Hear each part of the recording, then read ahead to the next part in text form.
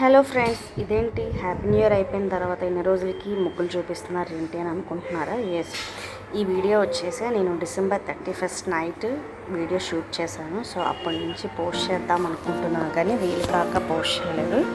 So ఇప్పుడైతే చూసేయండి, మా వీధిలోని ప్రతి ఒక్కరి ఇంటి దగ్గర వీడియో తీసనమాట ఎవరు ఏ ముగ్గులు వేసుకున్నారో. సో మీకు కూడా హెల్ప్ అవుతాయి చూసి, మీకు ఈ డిజైన్ నచ్చితే మీరు మీ ఇంటి దగ్గర వేసుకోండి.